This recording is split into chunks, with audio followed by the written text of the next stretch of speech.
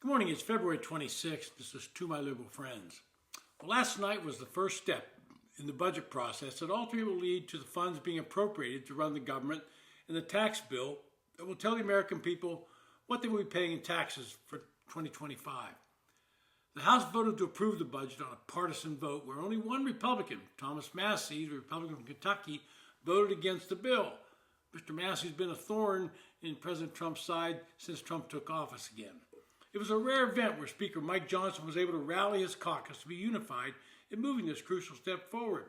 The Democrats were just as unified, and Congresswoman Brittany Pettersen flew in from Colorado along with her 4-week-old baby, and California Democrat Kevin Mullen had an IV in him as he flew from California. This is how high the stakes are for both parties and for the American public. What was surprising about last night was the media kept reporting that the factions in the Republican caucus would doom this first step. But the drama won't end there. Johnson and his allies acknowledged that what comes next will be much more difficult. Tuesday night's vote itself was procedural, and the GOP leaders from the House and Senate will need to agree on exactly how to move forward with Trump's sprawling legislative package now that they've adopted divergent plans. The days-long saga over the House budget blueprint laid bare some bitter divisions among Republicans. It's going to make it extremely difficult to pass that package in both chambers. Now the Republicans are going to have to find an agreement on the details built into the macro plan, the budget, that includes $4.5 trillion in tax cuts. Remember, this is a budget bill, so it covers a 10-year period, not a single year, and a $2 trillion cut in federal spending over the next decade. All this will be done using a budgetary tactic known as reconciliation. The key issue in the debate this past couple of days has been the proposed cuts in Medicaid.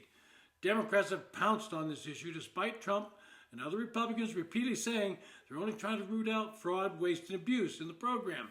Trump made it clear during the campaign that Medicare and Social Security would be off limits for cuts. Medicaid is a government program that gets much of its funding from the federal government, but it's administered at the state level. And I don't think anyone can say with a straight face that there's no fraud and abuse in the programs, but weeding it out has always been difficult. One of the problems in Medicaid is too many of the recipients do not avail themselves of preventive health care. When they're sick, they simply go to the emergency room at the local hospital. And that's the highest cost of health care in our system. But Republicans of swing districts are wary of any changes that come back to haunt them politically. Well, now the real work's going to begin. The Senate passed their own budget resolution, and unlike the House, which calls for one large reconciliation bill, the Senate's basing their numbers on two bills. The first would deal with border security and energy, with the second bill dealing with taxes. But something has to be done this year because much of the 2017 tax bill will expire at the end of the year. That's because they passed it under reconciliation, so it has a 10-year lifespan. This will come as a shock to many who've been led to believe that the 2017 bill was just a tax cut for the wealthy. But in reality, most taxpayers saw a cut, and their taxes are going to go up if something's not agreed upon this year. The House budget bill includes some campaign promises by Trump. There'll be no taxes on overtime wages, tips, and Social Security benefits. It's also going to raise the cap currently at $10,000 on state and local taxes, commonly referred to as the SALT. Now, if those all remain in the final bill, which I'm highly doubtful they will, it means the Republicans will have to find cuts in federal spending in other places.